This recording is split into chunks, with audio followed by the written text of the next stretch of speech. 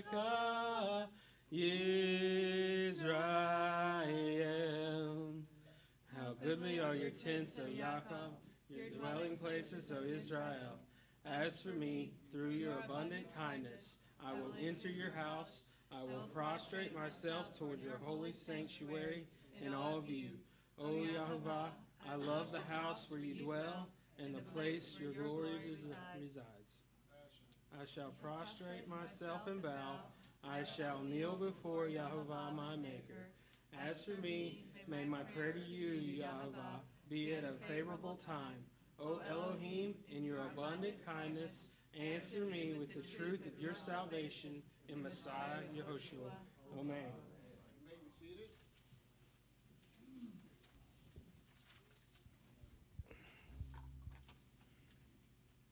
The Barchot service, our goal is to fulfill our call to guard the commands of Torah and to have the testimony that Messiah Yehoshua is the Redeemer of Israel.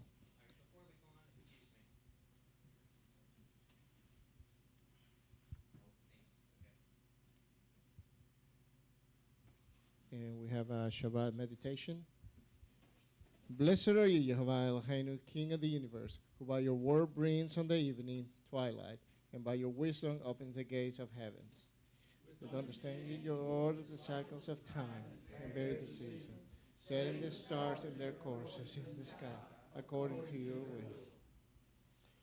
You created day and night, causing the light to pass away before the darkness, and the darkness before the light.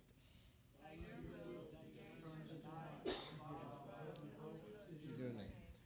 O ever-living Elohim, rule over us forever. Blessed are you, Yehovah, who brings on the evening twilight. With the everlasting love you have loved the house of Israel, teaching us your Torah and precepts, your statutes and judgment. Therefore, Yehovah Eloheinu, when we lay down and when we get up, we will meditate on your instructions and rejoice forever in the word of your Torah in its teaching. For they are our life and sustenance. We will meditate upon them day and night. May your love never leave us. Blessed are you, Yehovah, who love your people Israel. Amen.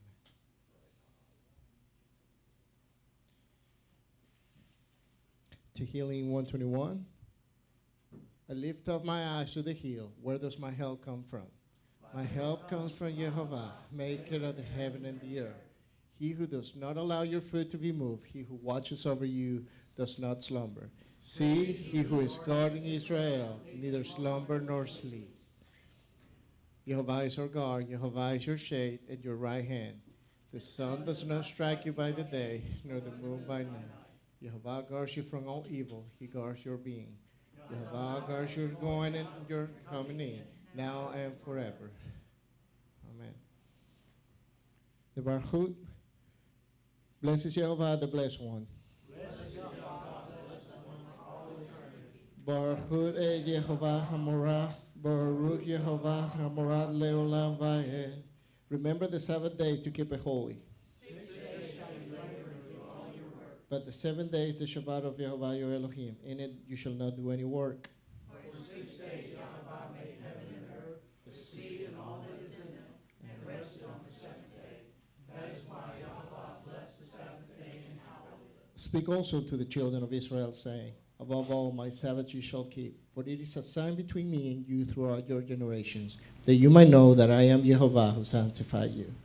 If you do turn back your foot from Shabbat, from doing your pleasure on my set-apart day, and shall call the Shabbat a delight, the set-apart day of Yehovah esteem, and shall esteem it, not doing your own pleasure, nor speaking your own words, then you shall delight yourself in Yehovah. And I shall cause you to strike on the heights of the earth, and feed you with the inheritance of Yaakov your father, for the mouth of Yehovah has spoken. Isaiah 58, 13, 14. Blessing over our children.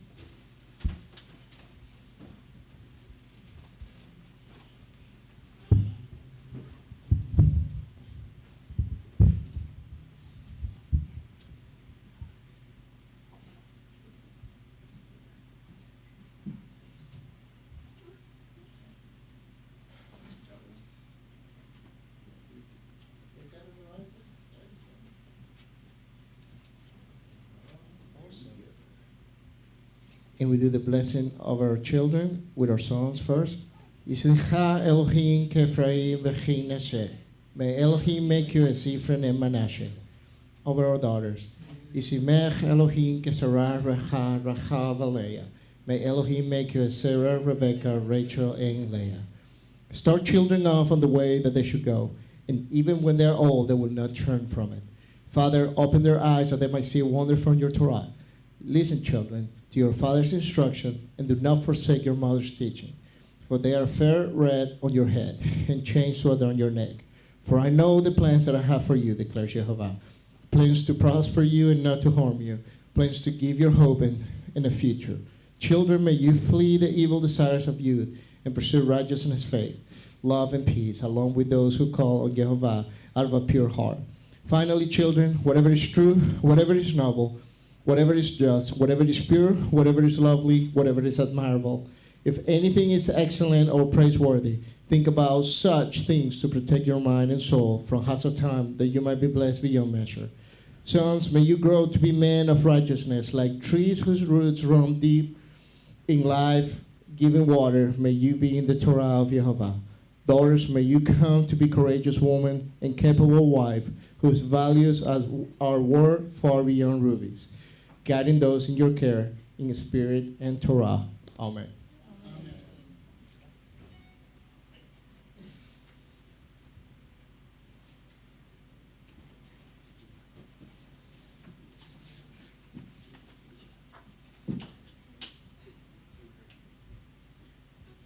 Will you please stand for the Messiah prayer?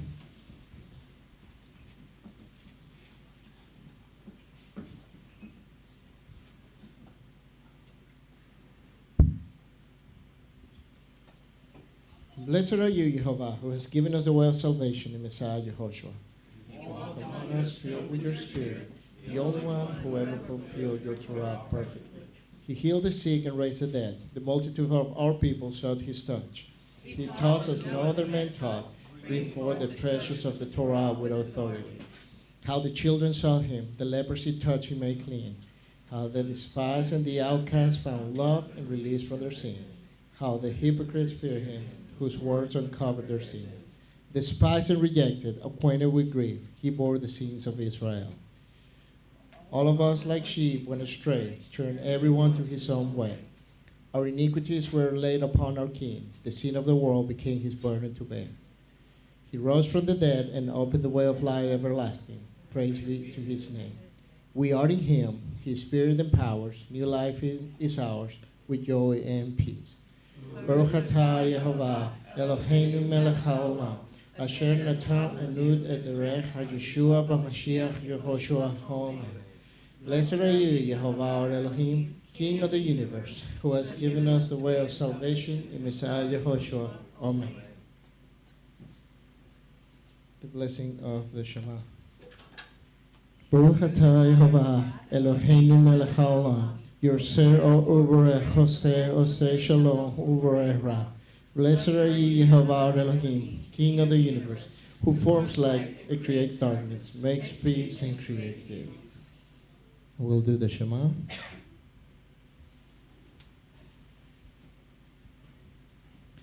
Shema Israel,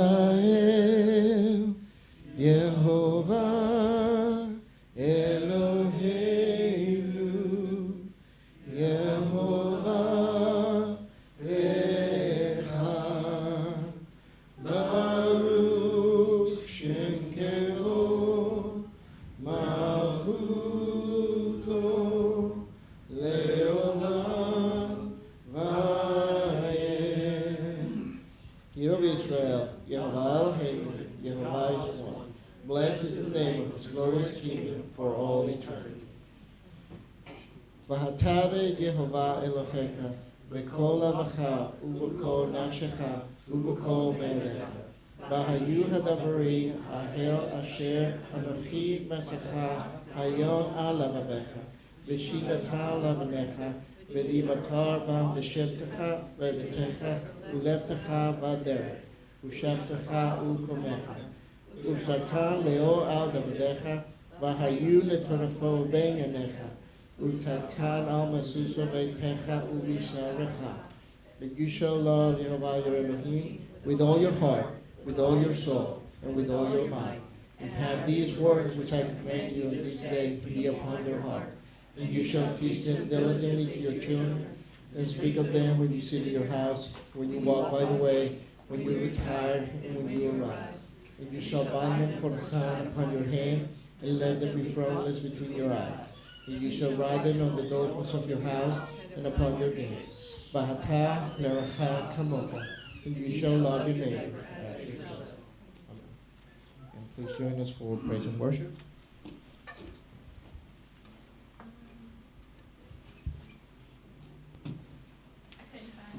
You couldn't find it?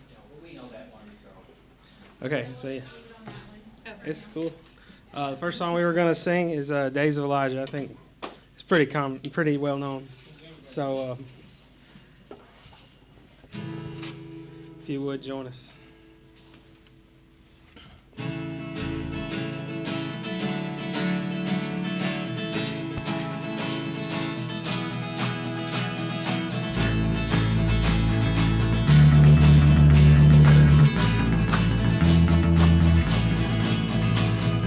These are the days of Elijah, declaring the word of Yahovah.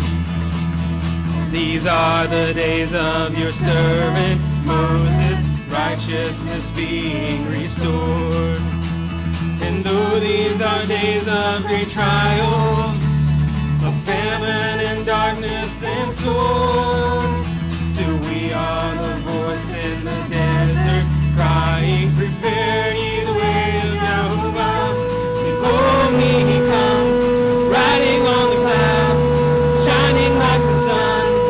At the trumpet call, lift your voice. It's the year of Jubilee, and out of Zion's hill salvation comes.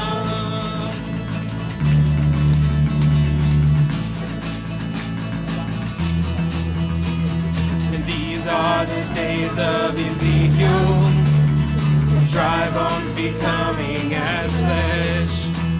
And these are the days of your servant David, rebuilding the temple of praise.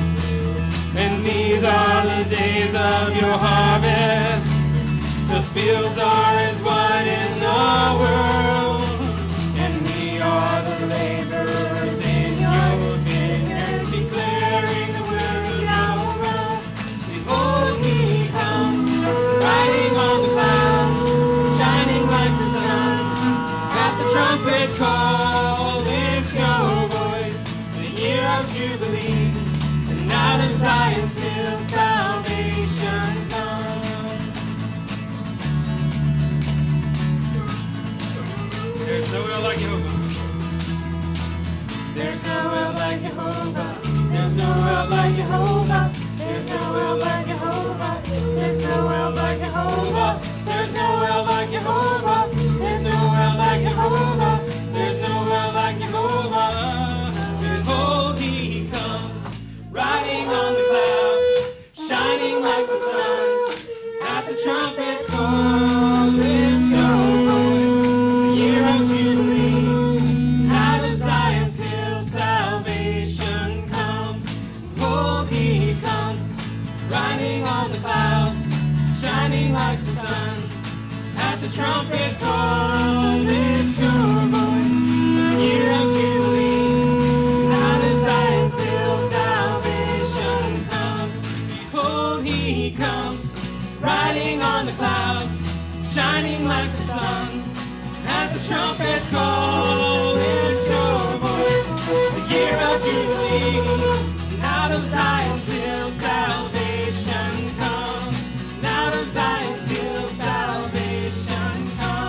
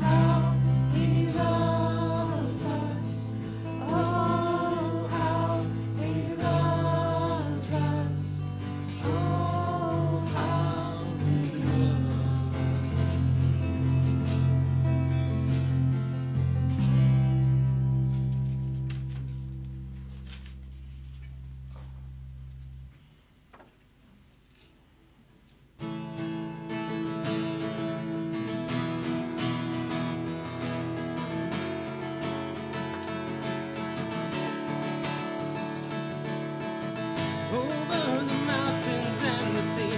Your river runs with love for me, and I will open up my heart and let the healer set me free. I'm happy to be in the truth, and I will daily lift my hands, for I will always sing when your love came down.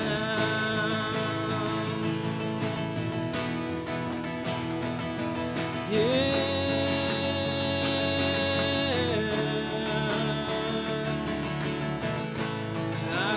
Sing of your love forever.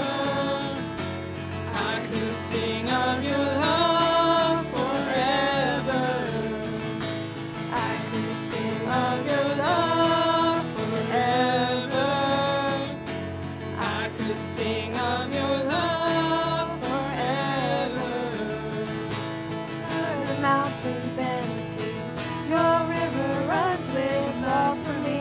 So I will open up my heart and let the healer set me free. I'm happy to be in the truth, and I will daily lift my hands, for I will always sing of when your love came down. I could sing of your love forever.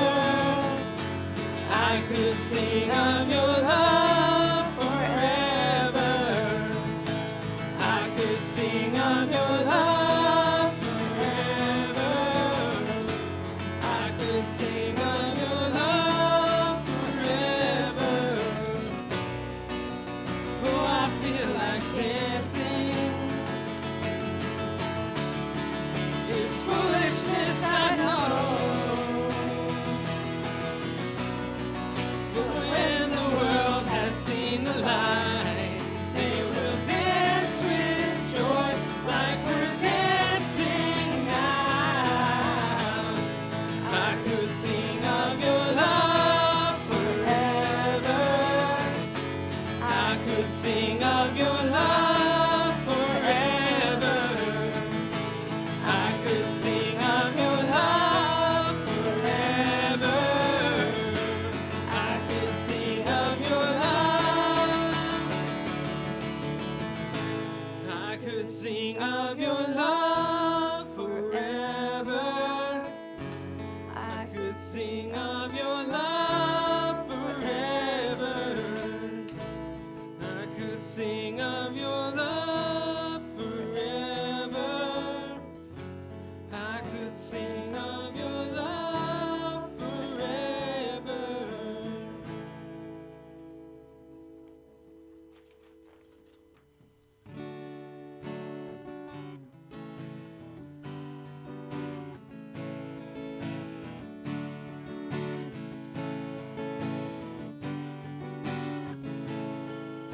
אשפוך לפניך את ליבי, אודה בפניך אהבתי, כי אתה אדוני אהובי.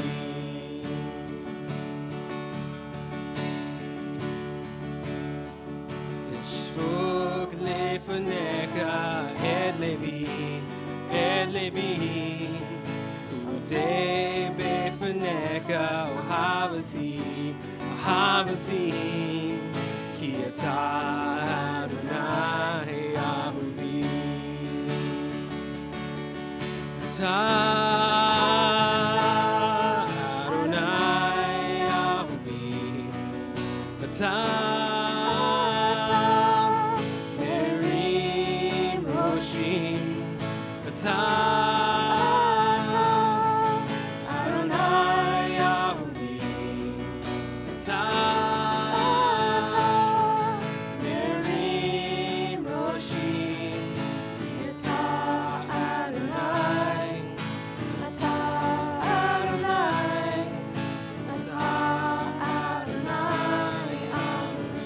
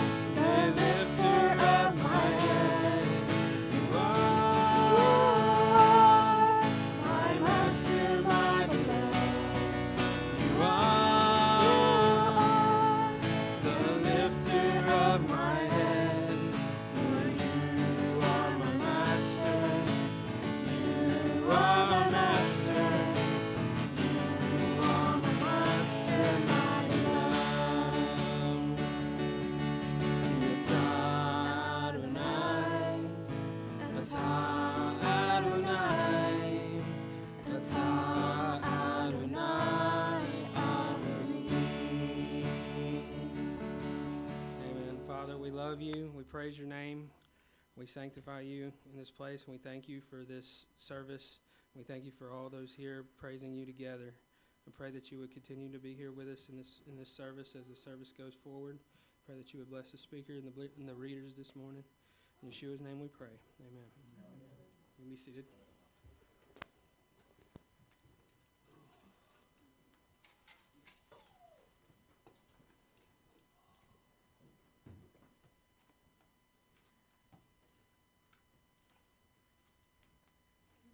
Shabbat shalom, everyone. There is to be one Torah for the native born and for the stranger who sojourns among you. Bamidbar, Numbers 15:16. If you'll join me in the Ayin Kamoka. Ayin Kamoka v'Elohim Yehovah v'yein kemaseka Malkutka Malkut kol amim hu memshelteka Be'kol dor vador, Yehovah Malek, Yehovah Malak, Yehovah Yimluk, Leolam Vayed, Yehovah Oz Leomitain, Yehovah Yevarek, Edamo Vashalom. There is none like you among their gods, Yehovah, and there is nothing like your works. Your kingdom is a kingdom throughout all generations, and your dominion is forever. Yehovah reigns, Yehovah has reigned, Yehovah will reign forever and ever. Yehovah will give strength to his people, Yehovah will bless his people with peace. Amen.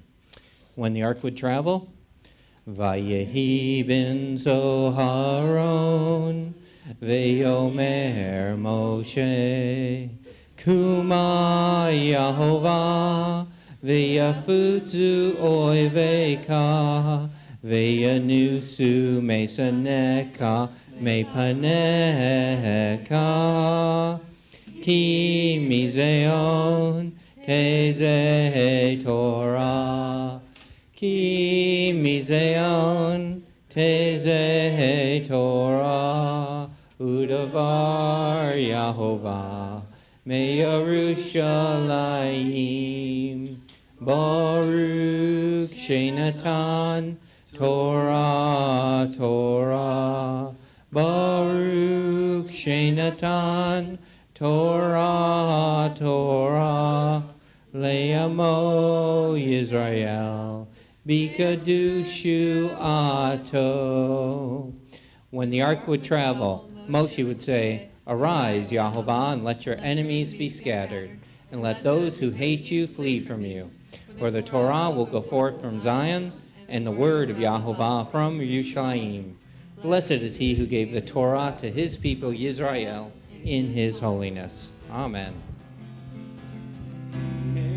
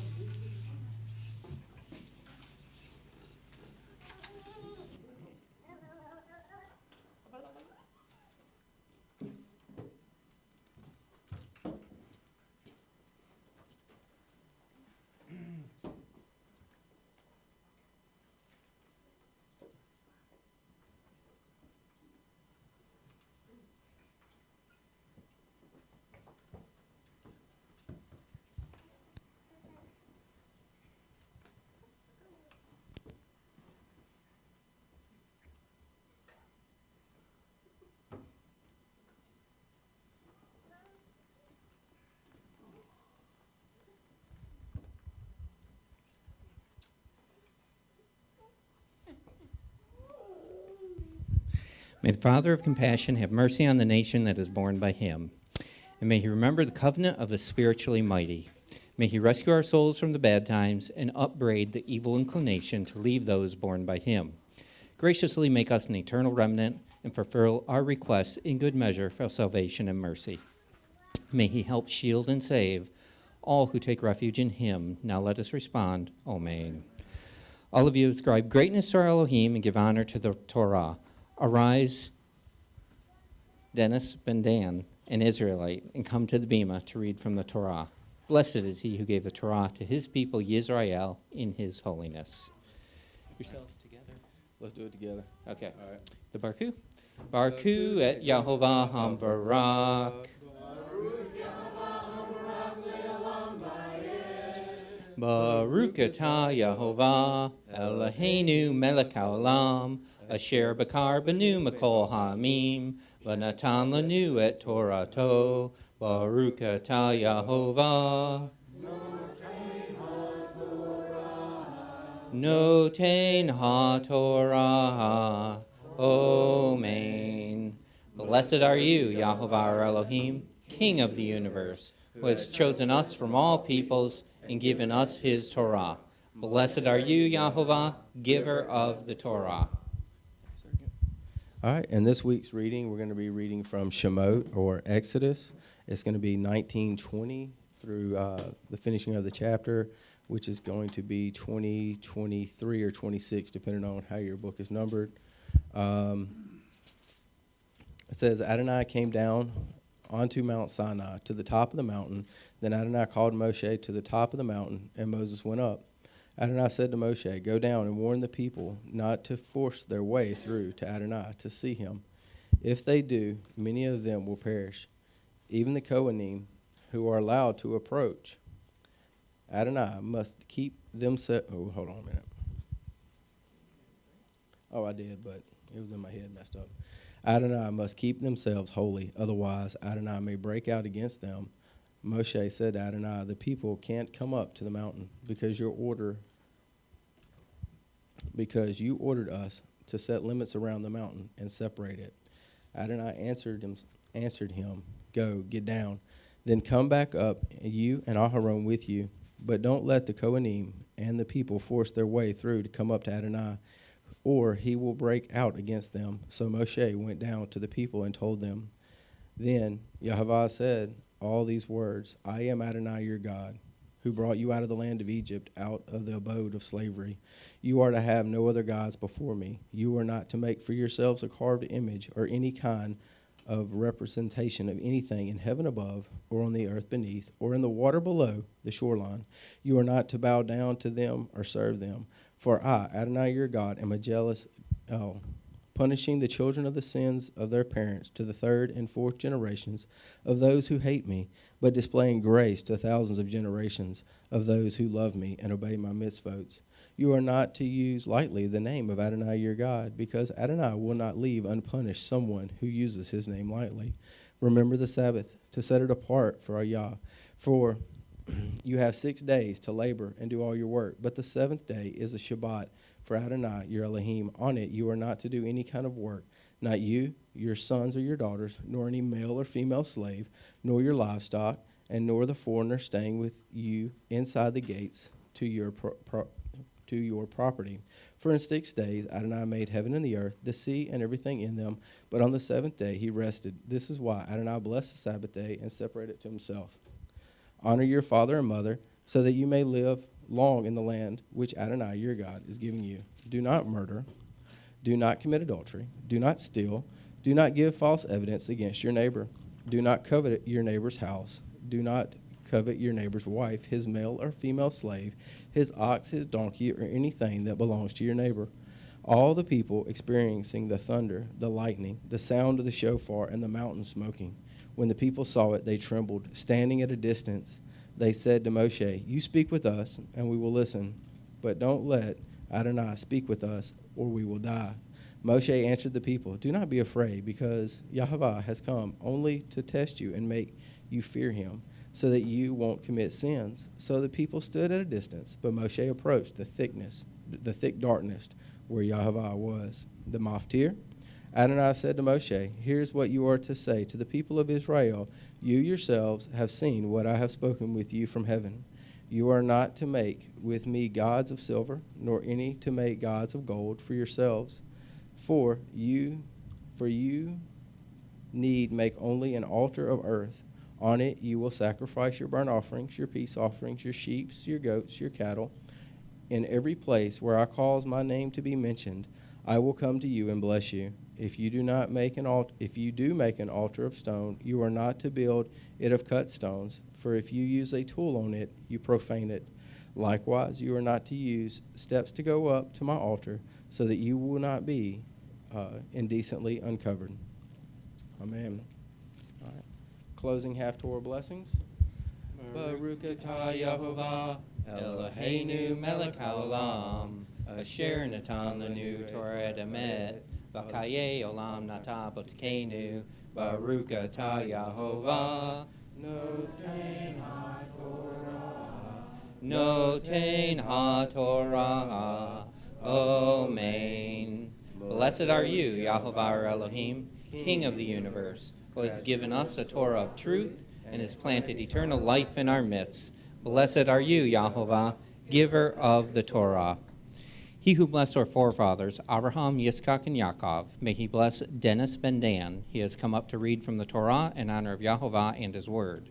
As a reward for this, may the Holy One, blessed is he, protect him and rescue him from every trouble and distress, from every plague and illness, and may he send blessing and prosperity in his every endeavor, together with all Yisrael, his brethren. Now let us respond. Amen. If you'll join us in the Vezot. Vezot HaTorah, Asher Sham Moshe, Lifnei Bnei Yisrael al Pei Yehovah Biyad Moshe. And this is the Torah that Moshe placed before the children of Israel at the command of Yehovah through Moshe's hand. Return, O Yehovah, to the countless thousands of Israel. Amen.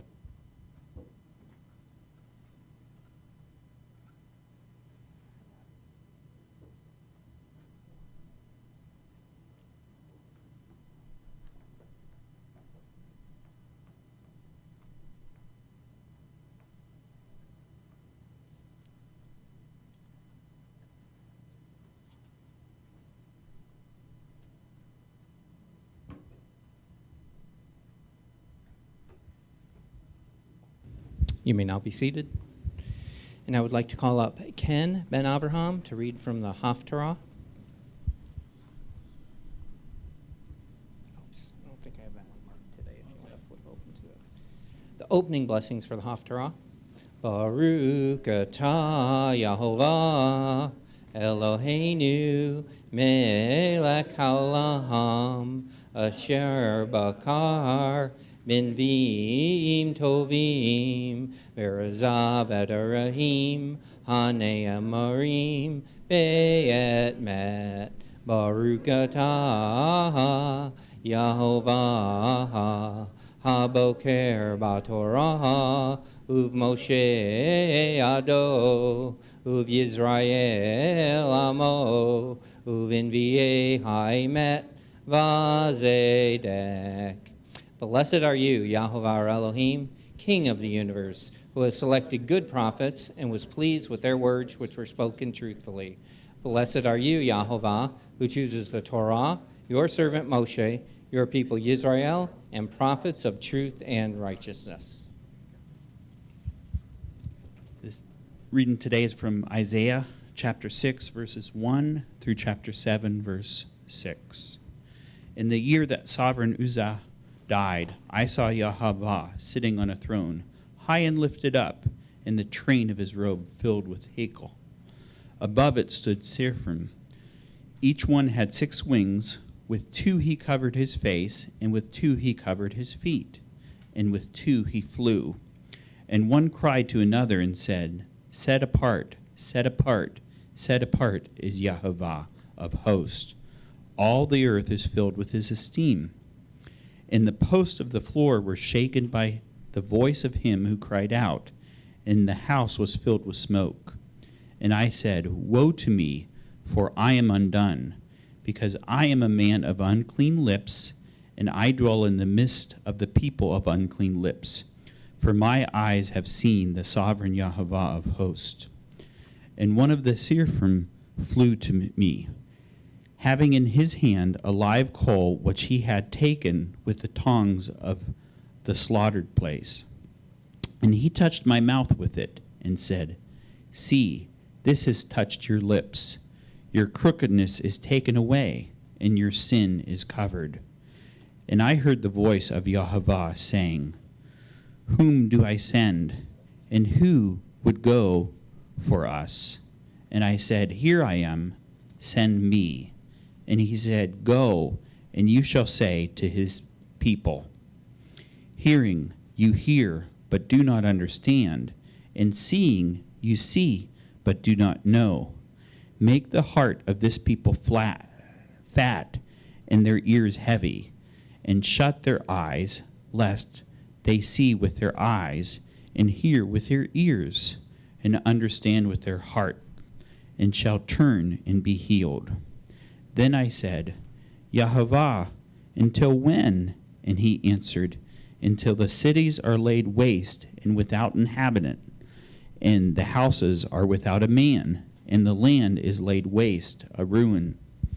And Yahovah has removed men far away, and the forsaken places be many in the midst of the land. But still there is a 10th part in it, and it shall again be for a burning, like the tabernacle tree, and like an oak whose stump remains when it is cut down. The set apart seed is its stump.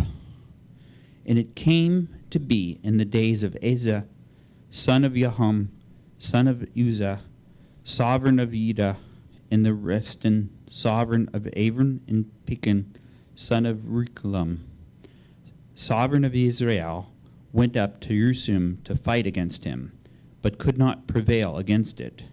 And it was reported to the house of David, saying, Avram has set up camp in Ephraim, and his heart and the heart of his people were moved, as the trees of the forest are moved with the wind.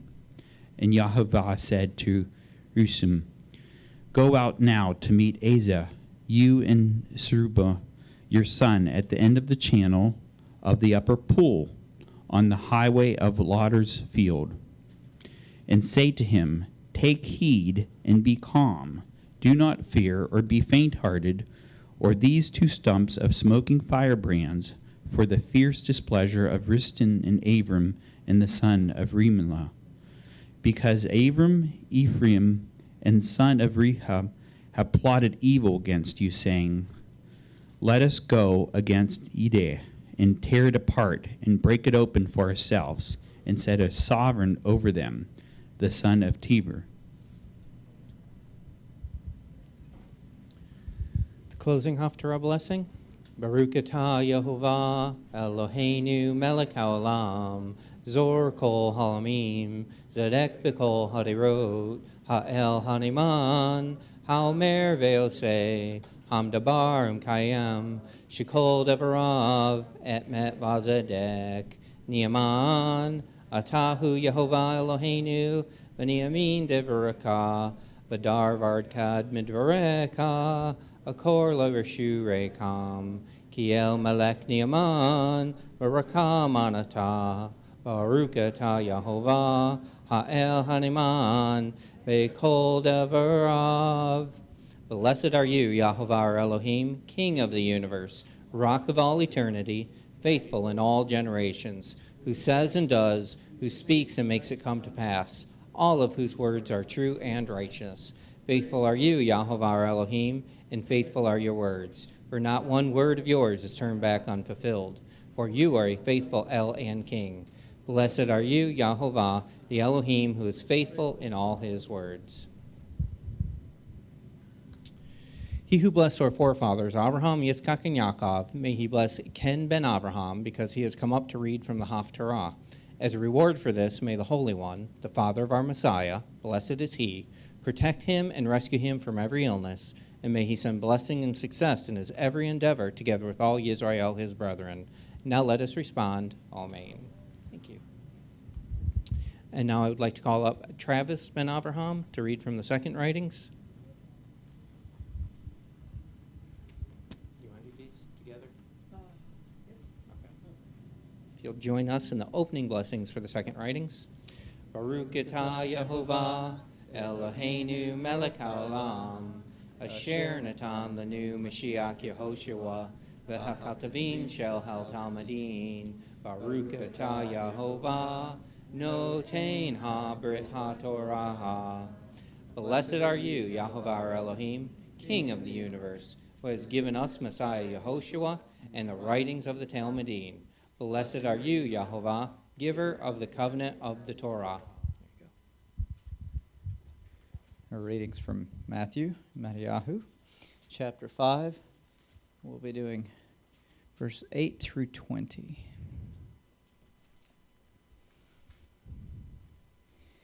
Blessed are they who are pure in hearts, because they will see Elohim. Blessed are they who make peace, because they will be called the sons of Elohim. Blessed are those who are persecuted because of righteousness, because theirs is the kingdom of heaven. Blessed are you whenever they curse you and they persecute you and they say every evil word about you falsely because of me. Then rejoice and be glad. Your reward in heaven is great, for likewise they persecuted the prophets who were before you. You are the salt of the earth, but if the salt should become bland, with what would it become seasoned? For anything is not fit but it's to be thrown outside and be trodden by man. You are the light of the world. It is not possible to hide a city that is built on a mountain. They do not light a lamp and place it under a bushel, but upon a lampstand, and it lights upon all those that are in the same house. Let your light shine like this in front of the sons of men, so that they see your good works and they glorify your Father who is in heaven. Do not think that I have come to loosen the Torah or the prophets, for I have not come to loosen but to fulfill them through proper meaning. For truly I say to you that until heaven and earth pass away, not one yod nor one stroke shall pass from the Torah until everything happens. All who loosen, therefore, from one of these small commandments and teach thus to the sons of man will be called little in the kingdom of heaven. But all who do and teach this will be called great in the kingdom of heaven. For I say to you that unless your righteousness exceeds more than that of the scribes and the Pharisees, you will not enter the kingdom of heaven. And the closing blessings for the second writings.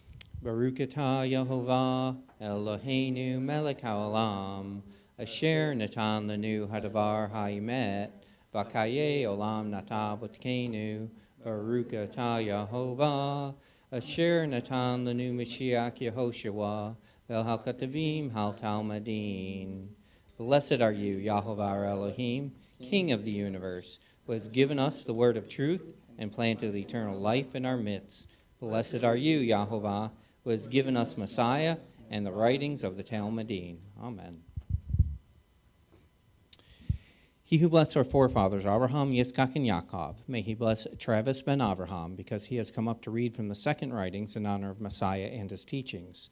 As a reward for this, may the Holy One, the Father of our Messiah, blessed is he, protect him and rescue him from every trouble and distress, from every plague and illness, and may he send blessings and success in his every endeavor, together with all Yisrael, his brethren.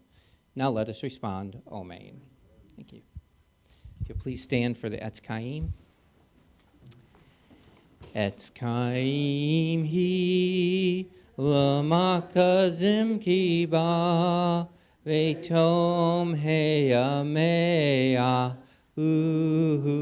shar derakeha darkei noam ve'kol nativoteha shalom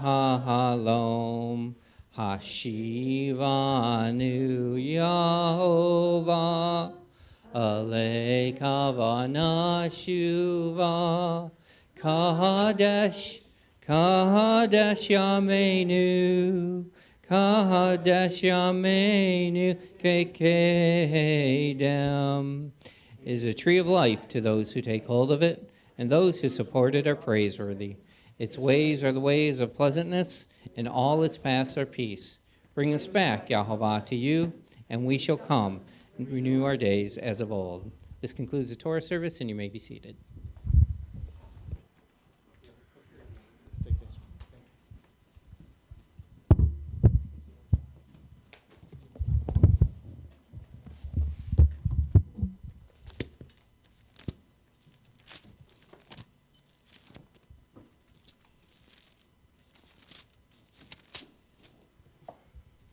How's everyone doing?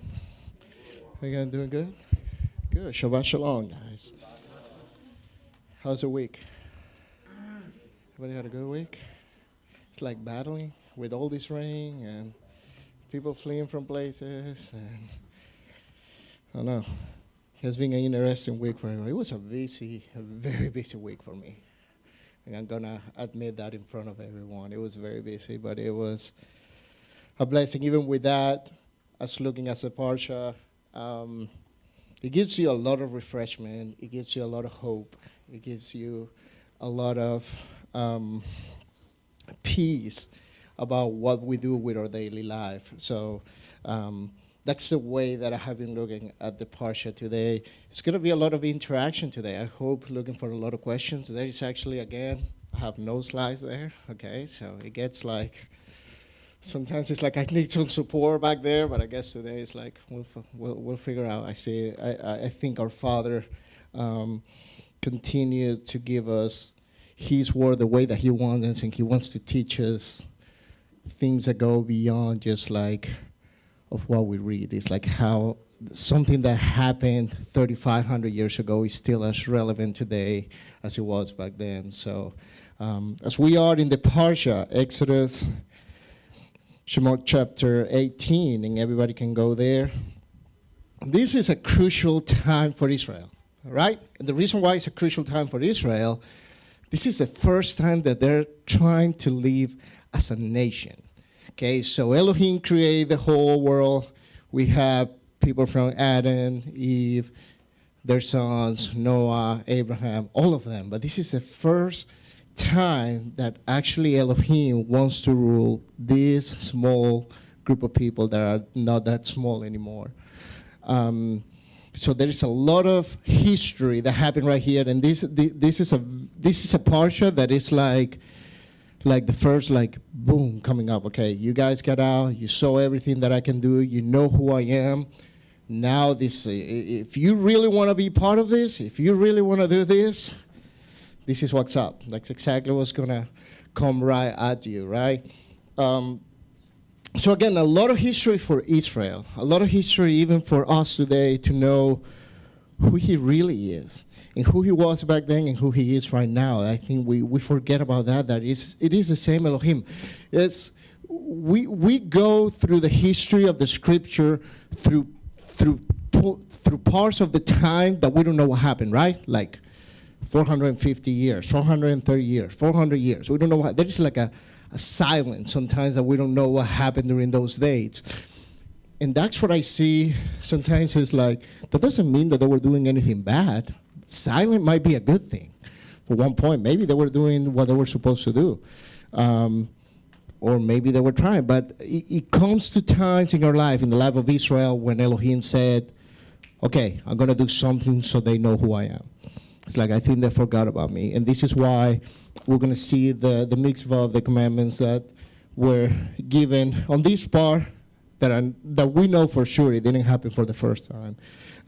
So chapter 18, we start with Yitro's Moshe father-in-law coming in and checking everything out. So it seems at that point that we know that Moshe went into the land of Egypt with his wife, right? We know the circumcision part, that she had to circumcise the son, so Elohim will not kill Moshe and all that.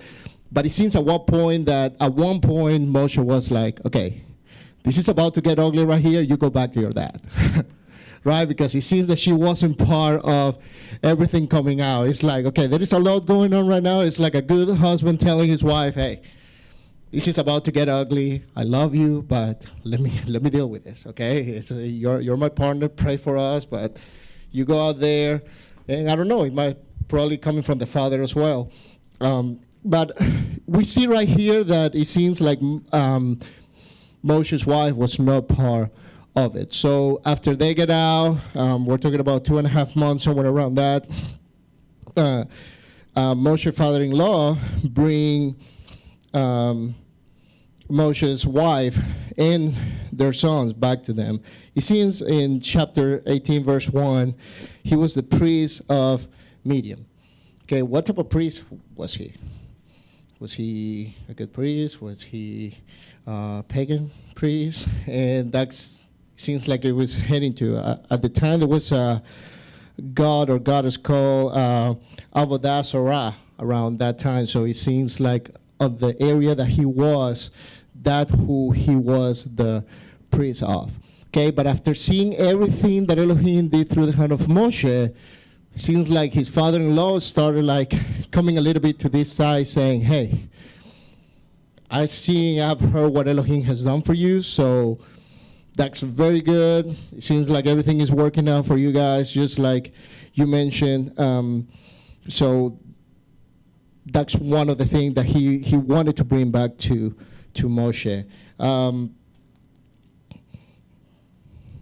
Moshe's son, it seems that he gave us, maybe one of his sons was born at the time that Moshe was back in Egypt again, and maybe he didn't know. That's with Eliezer. We don't know too much about that. Actually, we don't know too much about the son of Moshe, right? And that's kind of like a different pattern in this part of Israel history, because if we go back to Abraham, Yitzchak, Yaakov, Joseph, and that's it, right? There was no like, okay, now we are the son of Moshe, we're going to do exactly what he wanted us to do. So we have, in the Torah, we don't have any recollection of what the son of Moshe did. There is some writings outside the Torah that we have a few ideas, and maybe they were not completely into it, just like Moshe was. It might be the influence from his father-in-law for where they were coming from, because it seems that they spent more time with them than he was with Moshe as well. So what was one of the things that Moshe was doing wrong at this time? This is where some of the question will come up. He was taking everything upon himself. Could you imagine having, what did we say last time, John? It was like 5-6 million people, somewhere around that. And he's trying to judge every single one of them, and about every one of them were coming with question all day long. I'm not thinking the 5 million people were, but pretty much by families coming in. Hey, Moshe, I have a question. What are we eating tomorrow? Hey, Moshe, what are we doing this? Hey, Moshe, what else is going to happen? And Moshe was like answering every single question. So Yitro, coming from his father-in-law, he's like, Moshe, what are you doing? It's like, hey, I'm a priest. I know how to do this. I can help you out. I mean, I don't have the amount of people that you do, but I can give you some help and some advice to do this one thing. So what did he do? He told Moshe exactly what to do. Hey, just start finding righteous men that can judge the people. And that's where Moshe came to the idea. We have people that were over 10 people to 100, 1,000, and so on. So this pagan priest came with a very good idea for the Jewish Moshe, right? Sometimes we can learn something from them. And this have nothing to do with the Torah. And like, we don't see that Elohim say, hey, hold on a second. He's no one to tell you what you should do, what you should not do. It was like, yeah, fine, go ahead. I think you need all the help that you can, Moshe. So go ahead and and do what your father-in-law is telling you to do. That was a big help for Moshe, because this is a preparation or something big was about to happen in Israel right now. They were about to go into the turning point in their history, and this is where Moshe really needed that extra help so he can do the things. verse 23 says, if you do these things and Elohim so commands you, then you will be able to endure his people would also go to their place in peace. And so Moshe heeded their voice of his father-in-law and did all that he had said. And Moshe chose able men of all Israel and made them heads over people, ruler of thousands, ruler of hundreds, 50s, and rulers of 10. So they judged the people of Israel at all times, and most likely we believe that it was done by tribes, right? This is the tribe of Judah, this is your people, this is the tribe of Ephraim, this is your people. Because all the tribes later on we'll find out we have a large census coming out. Everyone have different people in their amount of people in their tribe. So I'm pretty sure some of them have more judges than other ones. No doubt about that. Anybody has any question or anything on chapter 18 that you see? Yes, John, go ahead.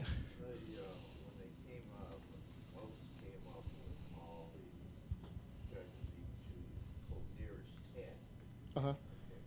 Wasn't that a forerunner of the KGB, the Gestapo, Roman Catholic system, and Cuban secret police? Can you repeat that question again? I didn't hear too much. Okay. If you noticed, Moses had judges for even of them up to the 10 judges, even groups of 10 people. Yeah. The judge over 10, the judge over 20, yeah. He had tiers of judges. Yep. Okay, wasn't that a forerunner to the layers of the Gestapo, the KGB, the Cuban secret police, and the Roman Catholic system? I think everyone at this point in history, they have tried something similar to that. Like you're in charge of this certain amount of people. It can be 5, it can be 10, it can be 20. Governors, mayors, everyone. I mean, we have used that as an example for having a lot of the system that a lot of countries use. I mean, I think at one point everybody understand that no one person can rule it all. So I think it was a very good idea. Anybody has? Dennis? Throughout the week, when I was going through different stuff, was that this is a setup for the Sanhedrin. No doubt. Yep. And so this is what is followed from now until we get to the end, until the Sanhedrin is no more. This same system is followed all the way throughout our scripture. Mm-hmm. It's just, like I said, it's just interesting that Yitro, when he didn't believe, is the one that saw that. Excellent. And no doubt, and the Sanhedrin went all the way to the time of the Second Temple. So yes, it was used by the Israel, the Jewish people, for a long time. Yes.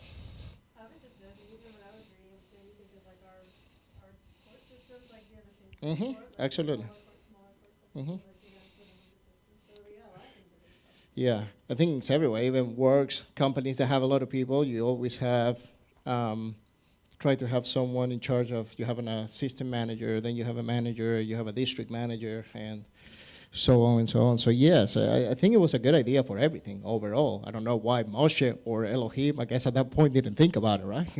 It's like, come on. He put Yitro to come and tell him how to do it. Yeah. Let's use a pagan priest to tell them how to do it here. So it's not the first time. So that's good. That's part of the chapter 18 that is very interesting. Again, helping us even to things that we do today. 19 and 20. Okay, 19 and 20 are two chapters that again completely start changing the history of Israel from this point on. If we start reading on verse 1, in the 3rd month after the children of Israel have gone out of the land of Egypt, on the same day they came out to the wilderness of Sinai. Verse 5,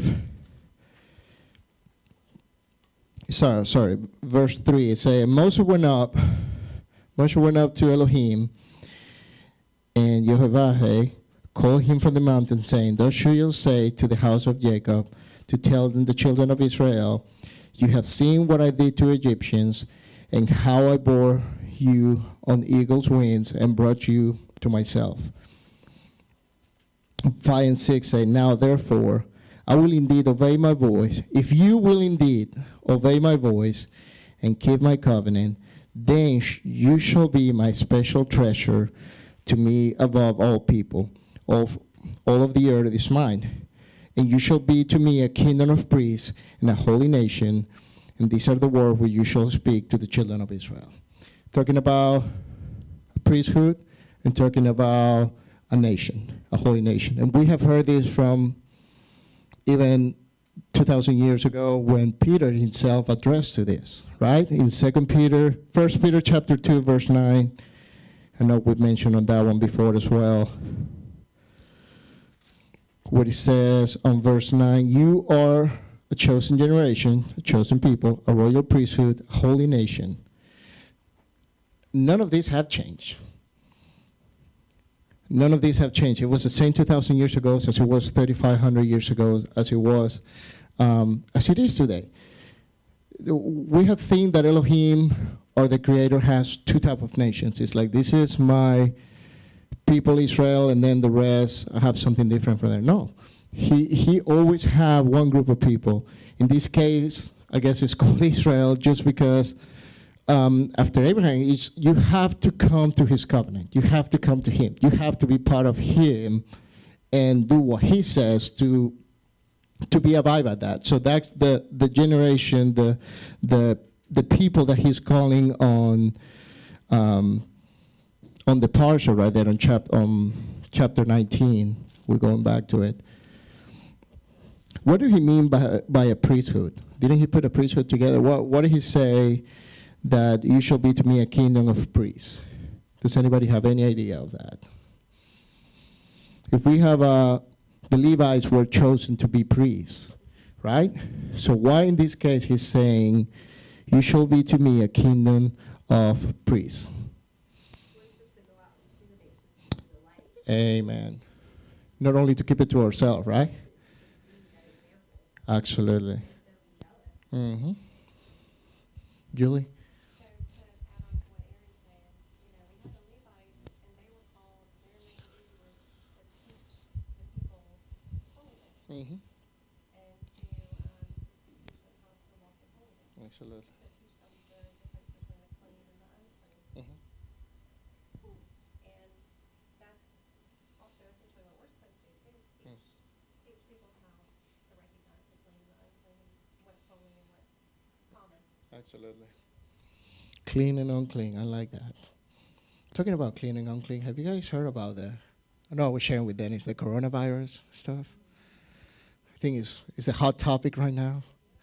Have you guys read where it started? Where everything started?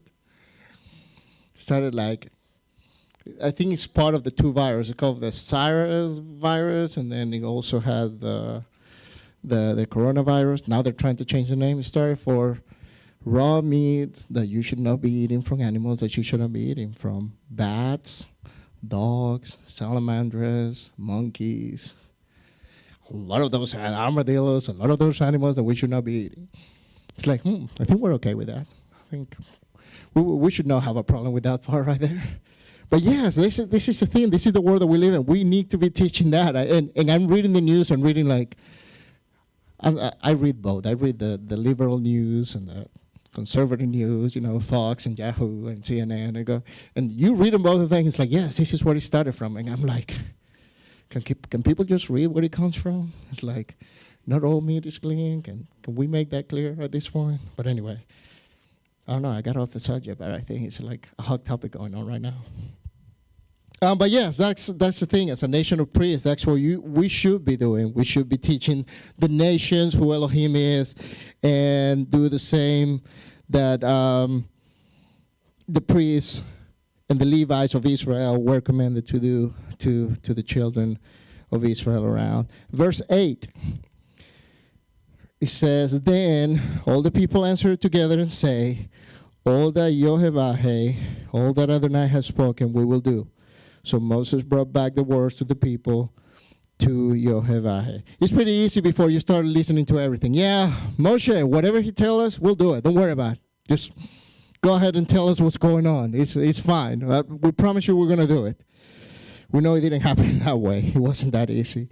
Verse 9, Yehovah said to Moshe, behold, I come to you in the thick cloud, that the people may hear when I speak with you and believe you forever.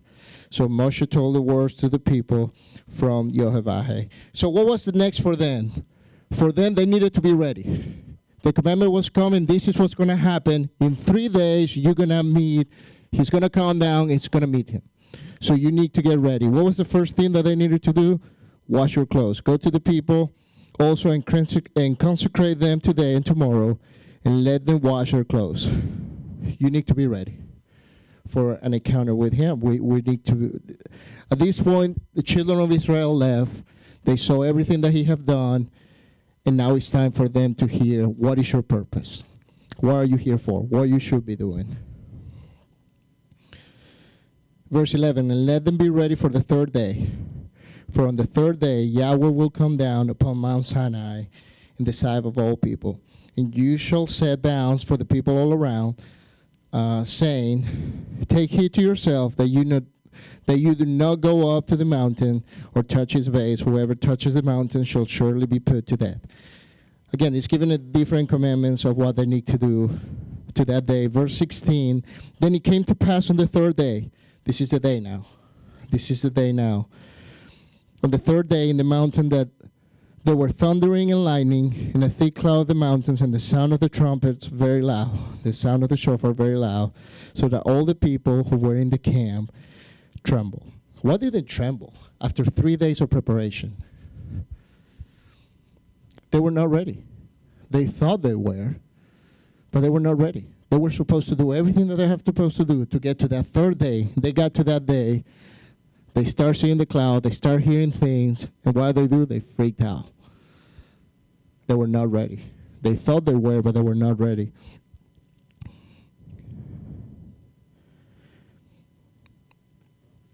And we see the rest. It's just a preview of what was going to go. Yes, Dennis, go ahead.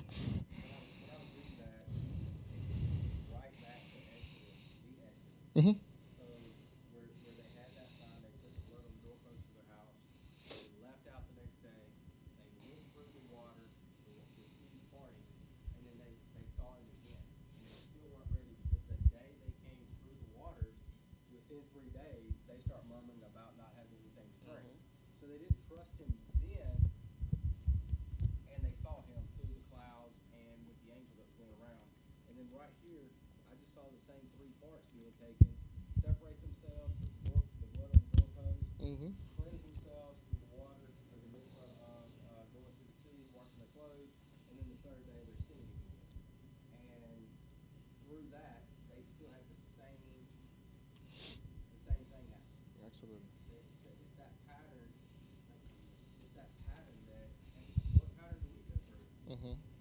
Same thing. And this is what we're going to see. This is, I think, chapter 20. And what we were reading from the second writings, the connection is amazing. And that's why it should be speaking to us more today than ever. Let's go straight to chapter 20. And everybody should be there. See what you have. Start on verse 1. And Elohim spoke all these words, saying, I am Yehovah your Elohim, who brought you out of the land of Egypt, out of the house of bondage. That's the first commandment right there. That's the first commandment. What is the first commandment? I am Yehovah your Elohim. If you don't recognize that Yehovah, the Creator, is the true Elohim, that's it. No, the rest of this, don't even open it. It's not for you. It's completely, throw it out of the window. You have nothing to do with it, because if you don't recognize that there is only one true Elohim, there is only one Creator, and His name is Yehovah, this is not for you. Just throw it completely out. And not only that, so you have to recognize and know that He is Yehovah, your Elohim, but you also have to recognize that He brought you out of the land of Egypt, out of the house of bondage. So even a lot of people say, that's not for me. I'm not Jewish. That was only for them. It's like, yeah, but most of us, we have 10 commandments everywhere in this nation, right? In so many other places. So you have to put yourself into the shoes, not only of Israelites, because He took you out of Egypt as well. He did. And the word that He said at the end, when we read Deuteronomy chapter 29. Chapter 29, verse 14 and 15, it says, I make this covenant and this oath, not with you alone, but with him who stands here with us today before Yehovah your Elohim, as well as with him who is not here with us today. So it was not only for them, those commandments, those mitzvah, it was not only for the people that came out. It was for those who were not there. And that's for us here today. It is the same message that we have to recognize that we were slaves in Egypt and that he took it out of it. Because if we don't recognize what he has done for us and for our people and for our seed, we're completely, we don't need the rest of it. But we have to recognize who he is and have to recognize what he has done for us. Once we do that, it's like, now, here's the rest. And think about this. These people have been together for what now? 3 months? So you have a whole nation of Israel for 3 months going out. They saw all the miracles. How many of us have we seen that people get excited in the beginning? Oh, man, God did something amazing for me. He healed me. He did all this. I got a great job. I have a great family. I just saw we have a moment in our life that we completely break down and start seeking him a little bit more, and we have that first encounter, that first love. This is beautiful. This is awesome. Whatever you tell me to do, I'll do it. And then we start reading. We're like, oh, hold on. Is that for me too? Do I need to do what? It's like when you're getting married. It's like you see your wife is awesome. It's beautiful. You go out. You see stuff. It's like all the first love, all the hearts in the eyes and all this stuff. And then you start making your vows. It's like sickness, health. It's like, and when they wake up with no makeup and things like that, it's like, whoa, is all this part of it? It's those are when they get upset, when mother-in-law is on the way, when the father-in-law is telling you what to do. It's part of it. It's the same thing. It's not an easy way out like, okay, I'm out. It's not. Have to take it serious. Taking their vows with Elohim serious as we take our vows with our spouses serious. It's definitely not that easy. And that's probably why Moshe left the wife with his father-in-law. Hey, just keep it out there so in that way. She's not going to let me do what I need to do. No, I'm kidding. Okay, I'm getting in trouble here, right? That doesn't happen in my house. Sorry, Blair, if you're watching this. Didn't mean to that. No. Anyway, but that's the deal. The deal is we need to recognize who he is, and we need to start seeing that without him, without what he has done for us, we're nothing. Once we do that, okay, it's game on. Now we can do it. It's going to be hard. It's still not going to be easy, but we're still going to be able to do it. So I am Yehovah, your Elohim, who took you out of the land of Egypt and out of the house of bondage. Again, these people have been there for 3 months. At this point, it was like, no turning back. Okay, this is it. If you don't want this, guess what? You can go back to Egypt. You can go to any of those nations that we're about to conquer, and we're going to smoke you, brother. I mean, you can be part of them. You can choose what you want. That's the thing. You can choose. Choose what you want. You can go with them if you want to. But it's not going to be easy. Well, the second commandment that we have is, you shall not have other Elohim, other gods before me. And you shall not make any image. It's like, this second commandment is like a bunch of commandments put together. Well, I guess it ended up being the same, but you shall not make yourself a carved image, any of the likeness of anything that is in heaven above, or that is in earth beneath, or that is in the water under the earth. You shall not bow down to them, nor serve them, for I, Yehovah your Elohim, am a jealous Elohim, visiting the iniquity of the fathers. And he keeps going there. Why does it come? So now you recognize me that I'm your Elohim. Number 2, there is no other Elohim. Where are they coming from? Egypt. Right? What do they have? A lot of gods. God for the water, God for the food, God for the love, God for the dark, God for the sun. I mean, everything. So it's like all that, nothing. Images, nothing. And I think we read throughout the scripture how we cannot put an image in our Elohim. And I think I grew up in a religion that we have a lot of images all the way around, and people bow down to that, and millions of people still do. It's very clearly like he doesn't like to share his glory with anyone. He's all about himself because he did a lot for us. So for us to be worshiping an idol, it's like we have loved the creation more than the creator.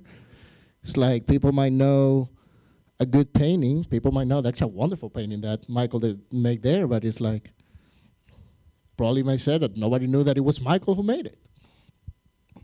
Right? Michael is like, yes, that's right. And he's a father. No, but what I'm saying is that's a good artist. So Elohim created everything, and we're still worshiping the creation more than we worship him. And we worship money, and we worship people, and we worship politicians, and we worship sports team. Go Red Sox. Sorry, I like them. I don't worship them. But it's different. That's the things that happen. It's like we tend to get a hold of everything else but him. So we need to give him glory for everything because he has done a lot for us. So it's like pretty easy. People, don't be worshiping all this. This is false. What do they do after they get the commandments? Golden calf. Hey, they make mistakes. We do too. It happens. It happens.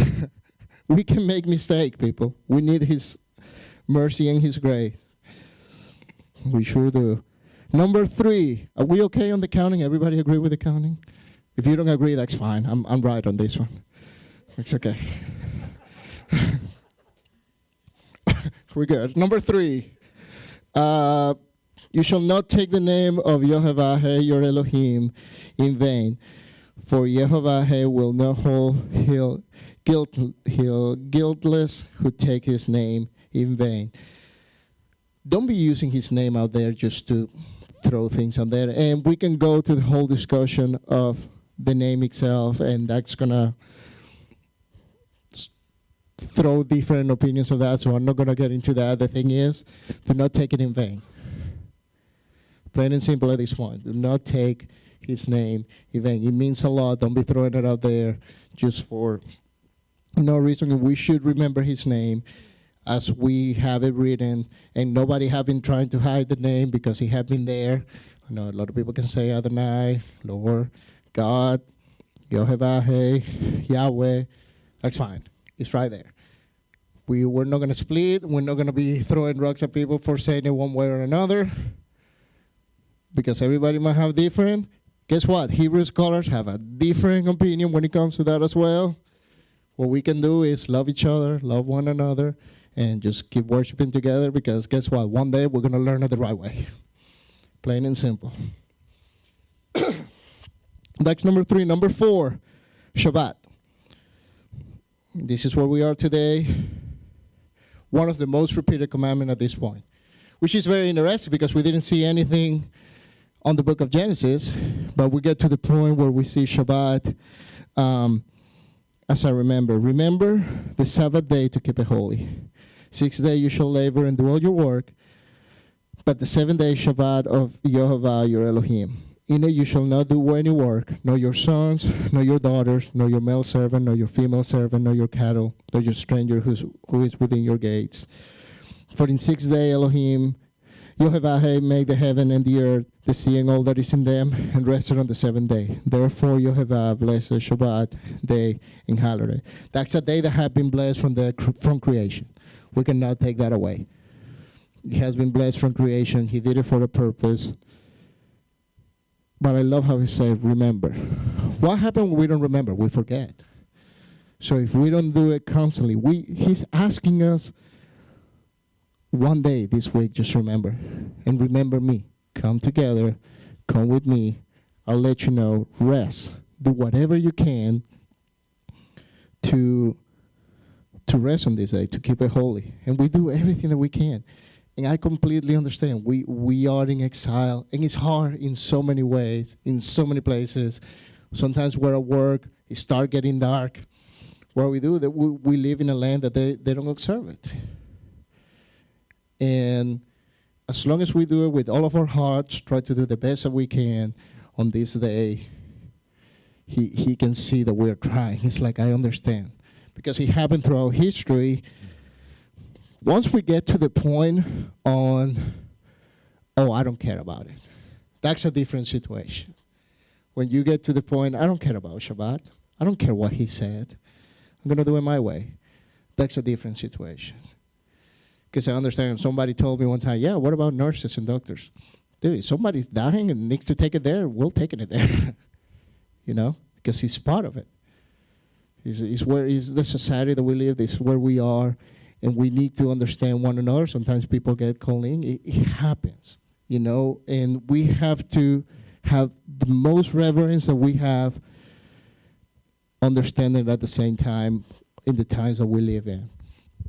And I pray that everyone will have their own mind on this. There is a lot of people that believe you can only take a certain amount of step on Shabbat. There's a lot of people that believe that you should not turn your light on. There's a lot of people believe that you should not cook.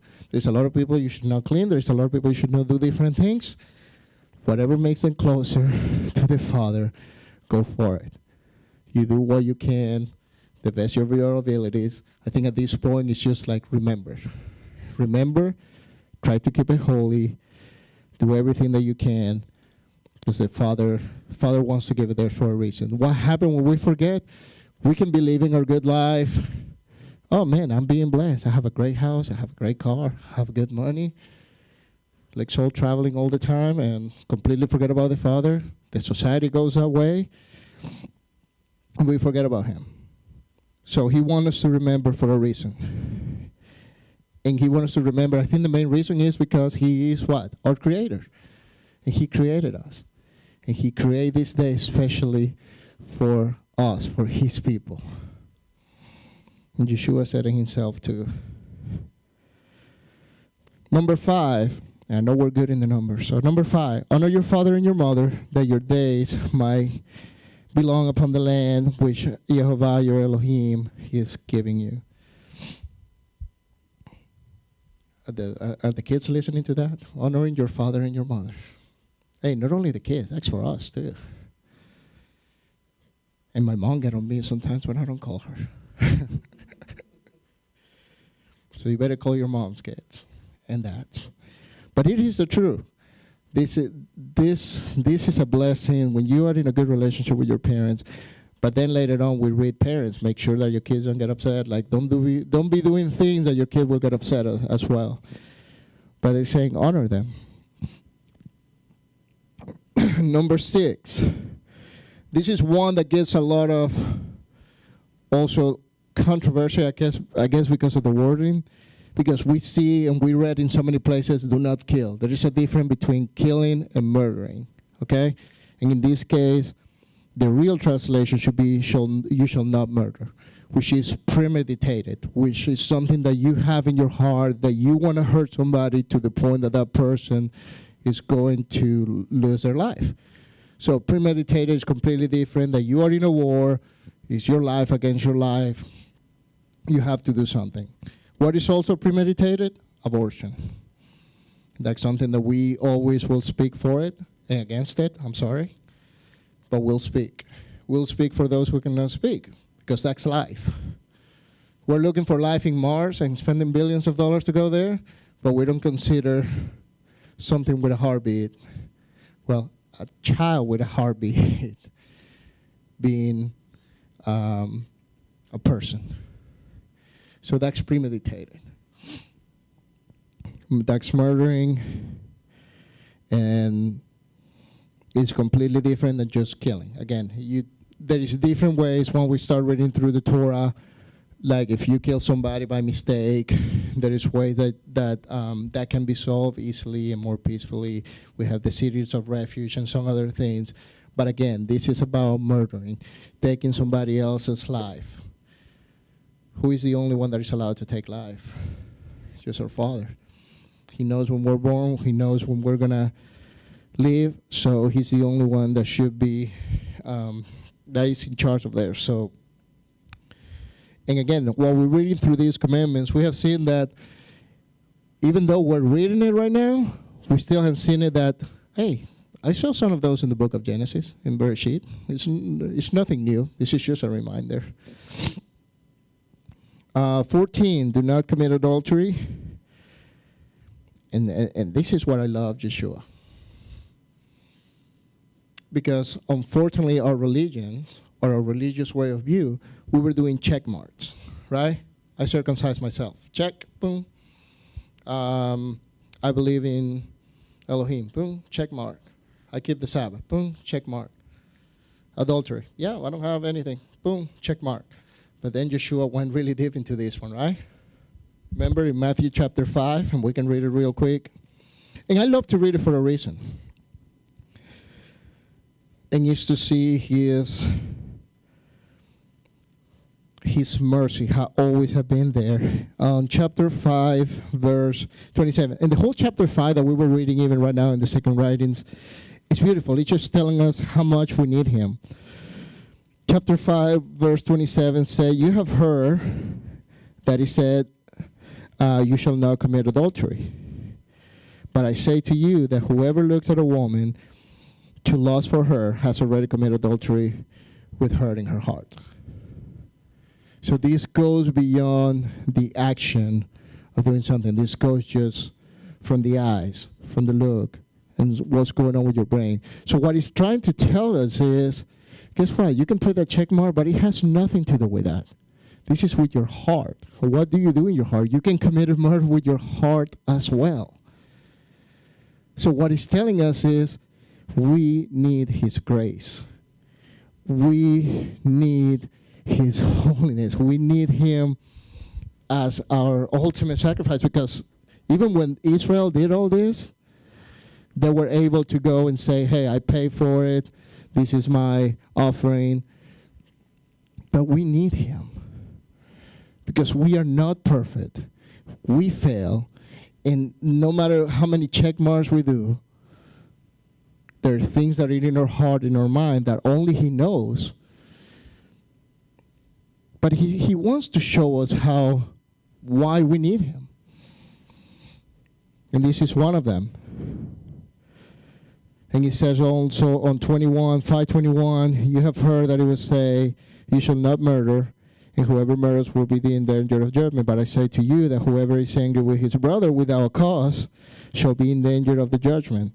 And whoever says to his brother, Rahal, or whatever word is in different translations, shall be in danger of counsel. But whoever say you fool shall be in danger of hellfire. So again, it goes beyond of the check mark, or the checkpoints, because that's what we do with our hearts. It's pretty easy to put a check mark in how gracious, look at me, I'm awesome. I'm wearing this big tallit, and I'm walking in righteousness. I do all the right things, but then Elohim is like, is that about you or is it about me? Where's your humbleness? When do you need me then? If you can do all that, if you can do all the check marks doing it, why do you need me for? But we do need him, and this is why we need him, because he goes beyond to just the check mark of how gracious and how awesome we are as people when we are absolutely not. Verse 14. Back on 20, you shall not steal. I think that one is pretty straightforward. I think the literary word there that we have looked before, even when Rabbi was here, means like kidnapping, or is something that you completely take him from somebody that really needs it. And remember when the story of David, when the prophet Nathan is telling him about the sin, trying to tell him about the sin that he committed, he goes about that. He gets so upset about why did he take that from that person that only have that one sheep. It's like, that's exactly what you're doing. It comes from our heart. When we take from somebody that really needs it and we take it in a bad way, that's what he's trying to tell us. Number 9, you shall not bear false witnesses against your neighbor. Man, that's sometimes a hard one. We like to talk a lot in this society. That we even have talk shows. We even have news channels. We even have a whole network talk that all they do is just talking and gossiping about people. That's all they do. And we want to know what celebrities are doing. We want to know. We love to jump into conclusions about oh yeah, that person killed that person, or that person, and then like when they go to the judges, it's like, no, you're set free. There is no evidence. And it's like people get outrageous. It's like we jump into conclusions in so many times without having all the evidence in front of us. So it's the same here. We love talking. We need to stop this thing. Okay, don't be jumping into conclusions. We don't know what people is going through in their life either. We seriously don't know what people are going through their life. So do not bear false witness against your neighbor. And somebody will ask, who is your neighbor? Anyone around you is your neighbor. I think you should have made it very clear on that part. And now you shall not cover, number 10, you shall not covet your neighbor's house. You shall not covet your neighbor's wife, nor his male servant, nor his female servant, nor his ox, nor his donkey, nor anything that is your neighbor's. Why? Because then you're not thankful to what Elohim has given you. That's the way I see it. Don't take any desire on it. Don't take any pleasure on it. So you see a brother driving an awesome car. Dude, that's awesome. I love that. It's a blessing. You have a great house. Man, it is a blessing. I think we can testify that everything that the Lord has given us is coming straight from Him. Coming straight from Him. And I rejoice. I think even that's part of my culture. Venezuelan people, we're not envious. We're like, dude, you have that? That's awesome, man. That's a great house. Please invite us more often. We want to go there. That's pretty cool. You know, that's a car. That's a nice car. Come on, man. Pick me up. Let's go. That's a nice thing that you have right there. So instead of being envious about it, be happy. Rejoice. It's like, maybe you don't know. Maybe Elohim is blessing that person for something that he's doing. You don't know. So that's right. So people of Israel hear of this, and what happened? What do? They freaked out. It's like, Moshe, that's it. We don't want to hear anymore. Now you go back, you tell us what to do. You talk to him, and then you come to us. And why is that? It's his holiness. His holiness is greater than anything that we can do for. And we should not fear him. He said, Moshe in verse 20, and Moshe said to the people, do not fear. For Elohim has come to test you, that his fear might be before you, so that you might not sin. So the people stood afar off, but Moshe drew near the thick darkness where Elohim was. And we have talked about this so many times. Even when Rabbi was here, I remember was one of the questions, is why do we do what we do? What Elohim telling us all these laws, all these commandments, all these mitzvahs? I think number one is because he is like that. He is holy. He is set apart. He tells us not to steal because he doesn't steal. That's what Yeshua came to show us as well. Love one another. Love him with all of our heart, with all of our soul, with all of our mind. How do we love him? Recognizing that he is Elohim, that he is Yehovah that took us out of Egypt. We love him by saying we're not going to worship any other gods, and that we're not going to bow down to them, and we're not going to make any image, and we're not going to do any of that. How we love him? By keeping his Shabbat. That's a way that we show that we love him. How we love him? By not doing anything that he asks us not to do. How do we love our neighbors? By not murdering our neighbor, by not stealing from our neighbors, by not coveting our neighbor. It's very simple. That's why all of this, the main thing is love. And why? And it's nothing new. You shall love Elohim, Yehovah your Elohim with all your heart, with all your soul, with all your mind. We say it every time. We say the Shema. But because he loved us first. We love him because he loved us first. He took us out when we didn't deserve. And to the point of Israel didn't deserve his grace. We, to this point, 2,000 years ago, they didn't deserve his grace. Right now, we didn't deserve his grace. But he loved us. He redeemed us. And all we can do is say, thank you. Thank you. What can I do more for you? Instead of being just check mark, I'm more righteous, I'm doing this way, it should be more like, I'm going to do this because I love you. Just tell me, what else can I do? How can I reach my neighbor? What does my neighbor need? mean, just think about others, not about ourselves. Because that's what it's all about. We think too much about ourselves. We think too much of us, sometimes too high of ourselves. But it's not about that. And that's just a reminder. That was not the first time. We know his word is forever. That was a reminder of what he probably told Adam and Eve. That's probably a reminder of what he told to Noah or Abraham or any of them. It was just a reminder, now as a people, this is the way that we should live. Are we going to be perfect? No. Why? Because right away they fail, even when they heard the word. We're going to do the same thing. And that's why we need him. We need his love. We need his grace. We need to love him. We need to love our neighbors. We need to do everything that we can to live a life the way that he wants us to do. With that I say, Shabbat Shalom. Any more questions? I know we might have some more questions about it. Or comments? Anything that you saw in the Parsha that you would like to share with us? We're more than happy to. And by the way, can somebody get some, I was supposed to, but some, Max, you got it right there? Okay, awesome. You're on top of it, brother. Anybody have a question, comment? All right, so we can move along. What is the, you got it? All right, so we can do, if we can please stand and do the repetition of the Shema. Shema Yisrael, Yehovah Eloheinu, Yehovah Echad, Baruch Shem Kevod Malchuto Leolam Vayeh. Hear of Israel, Yehovah Eloheinu, Yehovah is one. Blessed is the name of his glorious kingdom for all eternity. Amen. You may be seated.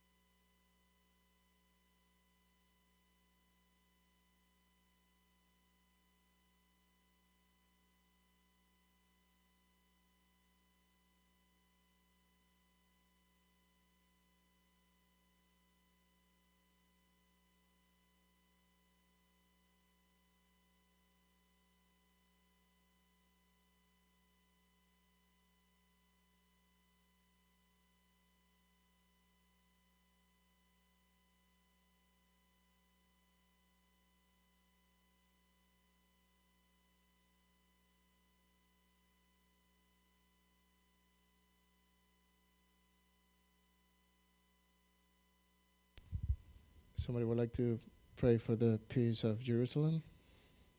Paul?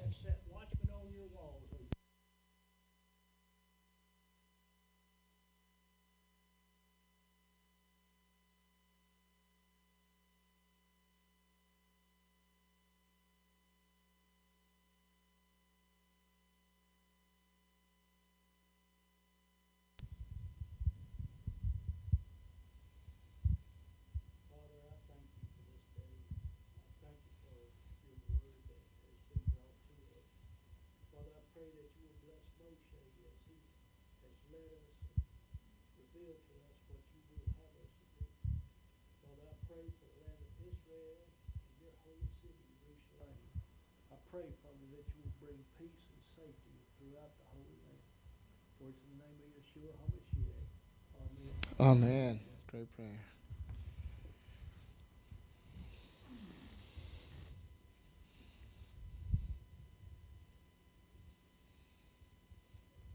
If you please stand for the Aaronic benediction.